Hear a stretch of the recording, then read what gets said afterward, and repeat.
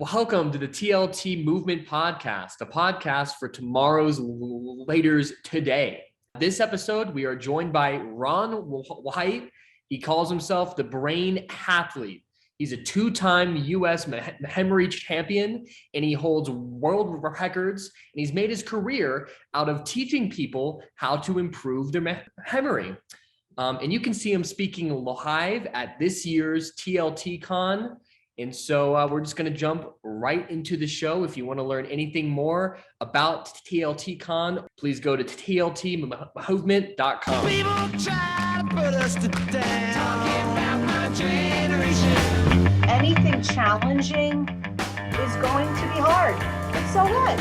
Hard could be the new fun.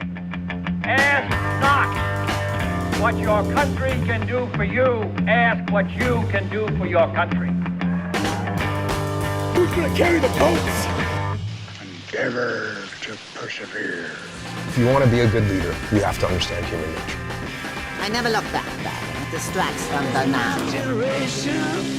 How long have you been in the memory game for? You've made this your career. So how long have you been actively practicing all these memory techniques? Well, I'm wearing a shirt right now, and I didn't wear it for this podcast, but it's a coincidence. It's called the Old Man Club. Is the name of my shirt. I just looked at it. I saw it in the camera there, but that's kind of how I feel because this summer, by the time I speak for this event, your event this summer, it'll be 31 years that I've been doing this. So I am in the Old Man Club. I started when I was 18. I'll be 49 by the time your event rolls around. So 31 years. Woo! Sometimes I think it's just difficult to put into perspective 31 years. But yeah, that's it. Well, that's awesome, man. Hey, do you by any chance remember what your first memory is? My first memory in life, I told my mom, I'm like, Mom, I remember like being like 2 or 3 years old and at this apartment. I described the apartment. She's like, oh my gosh, that was our apartment back when you were 2 or 3 years old. But so I will say that I'll tell you that story. That's just kind of like an anecdote or whatever. But I really have no special gift as far as memory goes. So I'm not nothing special. It's just, I mean, anybody could have a flash of a memory from when they were 2 or 3, and I do. Wow. So you don't think you were born with this gift, and you think this is kind of something that anybody can really exercise and learn? Yeah, I do believe that. And that's something that, I used to hold the record for the fastest to memorize a deck of cards in the United States. And when people hear that, they're like, wow, when did you realize you had this super ability? And really, I didn't. It's my strong belief that anybody who sits down and says, okay, what's the memory system? All right. And they study the memory system and they practice it and they train it. Anybody can get phenomenal results. I am just a guy. What makes me different? I'm just a guy who did it. I'm just a guy who sat down and said, hey, I'm going to train this for weeks and weeks and weeks, and then months and months and months, and then years and years and years. And that's the only thing that makes me different. Anybody listening to this can break my record for how to the fastest to memorize a deck of cards. I believe that firmly. Wow, that is so interesting. I mean, I've always looked at my brain as a muscle, and if you don't exercise it, it can fatigue. And so is that why you call yourself the Brain Athlete? I mean, how much time a day do you spend working out? Yeah, so back years and years ago, probably 2007 or 8, when I would compete in these memory tournaments, they would call us mental athletes. And I thought, oh, that's great. I'm going to name my company Mental Athlete. And so I went and tried to buy the domain, and somebody owned the domain, and I emailed them. I said, can I buy it? And they said, yeah, it'd be $50,000. I'm like, what are you, crazy? There's no way, I'm not buying that. And then I just started thinking about it. I'm like, I don't even like that name. I like Brain Athlete better. But let's take a step back and answer your question. Why did I name my company that? And here's why. I really believe that, tennis, baseball, wrestling, swimming, jiu-jitsu, these are all sports. And we know the people who do them are participating in athletics. Well, I think the brain should be an athletic. I think reading a book or learning can be seen as athletics, mental brain athletics. Sure. And, you improve athletics with your body by good nutrition and exercise. I believe we can improve athletics with our brain through good nutrition and exercise. Cool. So what are like the top things that you tell your clientele? I think you just gave us a little sneak preview there, but what are like some of the top things that you tell them to improve their memory? Because it's not all just certain tips and tricks to learn things more. There's more to it. Yeah. So, I'll tell people, number one, good nutrition and exercise, drinking plenty of water, staying active, staying healthy. One of the most difficult things for a person is to keep a healthy brain, to be able to focus and memorize. So that's number one. But number two, learning to visualize whatever you want to remember. So I would say the first step is good nutrition and exercise. And that's clear and it's obvious. However, just because you're super healthy, you're not going to be able to set the record for the fastest to memorize a deck of cards, right? Sure. There needs to be a system.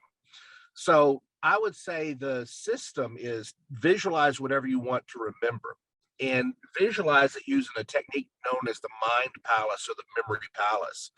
And this is where you kind of use a room, a map of a location to memorize. It's a 2,500-year-old technique that's developed in Greece. And the concept is the next time you have something that you want to remember, just go for a walk around your neighborhood. And as you pass the first object, maybe it's a tree, imagine whatever it is you're trying to remember climbing up that tree. Maybe you're trying to memorize the periodic table of elements. The first element is hydrogen. So you walk by a tree and you imagine somebody climbs to the top of that tree and they say, "Hi," they're at the top yelling, "Hi." Then you keep walking and you pass a flower on the ground. And the next element on the periodic table is helium. So you imagine that flower has helium balloons tied to it and they lift it up off the ground. Let's do one more. And then you keep walking and the next object you see is a mailbox. Well, the next element on the periodic table is lithium. So you imagine you open up the mailbox and lithium batteries fall out of the mailbox. So then to recall this, you just go back to the tree, high hydrogen, the flowers, helium, the mailbox, lithium. And we just did 3 there because I think that proves the point. Sure. But let's think about it. If we continued on that walk and we had 50 spots, we could have done that with 50 pictures, 50 images. Sure. And that is how the memory system works. Or that's the basis, the foundational outline of it. Well, that is very interesting. I've never heard that. But it makes a lot of sense. When you're coaching somebody, what's like a couple of things they notice in the first few weeks of using these techniques? Well, first of all, you're a very good interviewer. I want to give you a compliment on that. Thank you. I've watched people who interview where I know we're doing the podcast right now, so I should just go on with it. But no, I know. Yeah, it's fun. You listen, and then you listen, and then you build off that question. A lot of people just have a series of questions, and regardless of what I say, they just ask their next question. You know Sure. what I'm saying? Yeah. So this is you're more of a conversationalist, and you have a rare gift that a lot of people don't. But Thank you. Going back to the your question was, what is something people notice? I think one of the first things people notice is, wow, I didn't realize I was capable of this. When I'm on a stage, which, I say stage because I'm a speaker, so I'm, in front of groups all the time, and I'll memorize, and they'll, "Oh my gosh, that's so awesome. No, give me applause." Then I'll teach them how to do it, and they can do the exact same thing. 2 things. Number one, they don't give themselves the same applause that they give me. You know what I'm saying? They're like, "Okay, yeah, all right. I see that." And it frustrates me sometimes. Like, remember when you were applauding me? You're doing the same thing. But number 2, they do say, "Wow, I didn't know I was capable of that." And maybe it's just more subdued, I guess, which is fine. I guess, the first time you see it, it's more shocking. And then when you learn to do it, maybe it's more subdued. So, but I think the first thing is they realize they didn't know they can do it. But I think the second thing is they just enjoy something new, like a new game. You Sure. know, most of us adults, we're just used to learning the same thing over and over again. And anytime something new happens, we're like, oh, this is cool. This is new. This is interesting. I think you're so spot on. I think the capability of the human brain is so much more than the modern man gets credit. I mean, this topic, as you mentioned, the idea of having that mind palace, it's existed for thousands of years. And, Socrates, he was a Greek philosopher from Athens who is credited to be the founder of the Western philosophy. He's famous around the world for his ideas, but he didn't author any books or text. He insisted that to write something down would destroy his memory and awakened his mind. What do you think of that theory? Do you think it holds any weight in our modern age here? Well, you put me in a bad position. I don't want to have to disagree with Socrates. I will say this, though, that I'm a big fan of philosophy. I got a book right here called Memorize the Stoics. And this is not my book. I didn't write it, and I don't think Socrates was a Stoic, but maybe he was. He was definitely a philosopher. But so I never heard that. I never heard what you said, but I believe it's true. So let me. My first thought when you said that Socrates believed writing it down would weaken the memory, I can kind of see that. Okay, I can kind of see that, because here's one thing that, in order to have a good memory, in order to memorize something, you need to constantly review it, right? You need to constantly be going over it and reviewing it to keep it fresh in your brain. And we know this because let's think back to when we were in 11th grade. There was probably something for a test that we took, and boy, we aced that test, and we knew we had it. We knew we knew it. Well, for me, it's been 30 years. For you, it's been less than 30 years. But if we took that same test, how do we do today? Probably not so good. And we aced it in 11th grade. Why? Because we knew it. It was there. It's still in our brain running around, but we can't find it anymore because we haven't reviewed it. So I think what Socrates was saying was, to keep things fresh in his brain, he needs to constantly be reviewing them and, keep them constantly organized in his brain. And if he writes them down, it takes away the need to review them, because he can always go back to the book. Right. So I think that's probably what he was saying. And I really like that. I'm going to say this. I'm going to keep writing stuff down, but I like the point that he was getting at. And I think that's the point he was getting at. And I hate to assume that I know what Socrates was getting at, but I think that's what he was getting at. Yeah, I think he thinks that if you write it down, you're putting that idea on paper and allowing the paper to hold that information for you. And I think that maybe writing stuff down, I personally really enjoy to journal and to make a list of things and to read. So I think text is good, but I feel like if Socrates were here today, he would say a very similar thing about computers. I think computers in the internet, they're no longer viewed as supplements to our mental storehouse, but rather a replacement option to our personal memory. I think that we delegate our sense of direction to our Maps app, and we delegate the task of having to remember all of our friends and family's phone numbers, because our phone will just hold all that. And so I feel like it's weakening our brain because we're delegating certain tasks to the technology. What do you think of that idea? Yeah, I think you're spot on that. And I think that's probably what Socrates was saying about writing stuff down. It's, a lot of times people will, I think you're exactly right. And we're delegating the task to that. And, a lot of people say, well, technology's making us dumber or whatever. I don't really know if it is, because, I think we have so much more to remember nowadays. Right. There's a chart, and I don't have this chart handy, so I'm going to mess it up, but let's just, and these are not, the numbers aren't specific, but the general idea of what I'm saying is true. Like in 1850, knowledge was doubling every 100 years or something like that, or every 200 years. I don't know what the statistic is. By 1900, it was doubling every 50 years. By like 1940, it was doubling every 10 years. Like by 1980, it was not the knowledge of humanity, everything we knew was doubling, like every 5 years.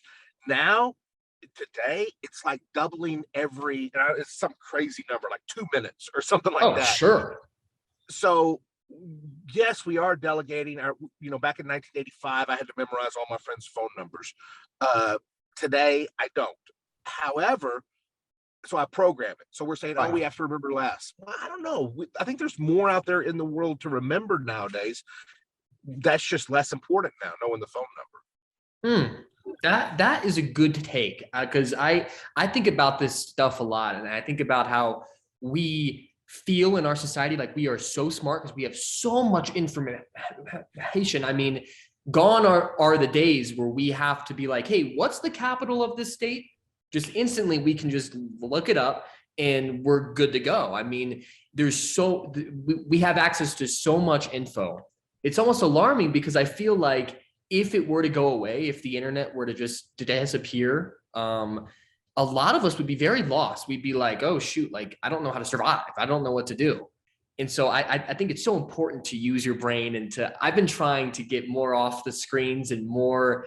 I've been watching your YouTube videos, and they're amazing. They talk about a lot of great stuff on how to exercise your brain and remember things. But I think the memory is just one aspect of it. I think when you start to use your brain a little bit more, just the blood just pumps through, and it's just like, I've been seeing a difference just in my life overall. Like my sense of direction, once I stopped relying on my maps, has increased exponentially, where last year, I feel like I use my maps to get everywhere. And now I made my phone like not have such a service on it, so I can't even have the map. So now I'm having to rely on the road signs, and I just feel like it's made me a little bit more articulate in certain spots, and just like I just feel my brain functioning better.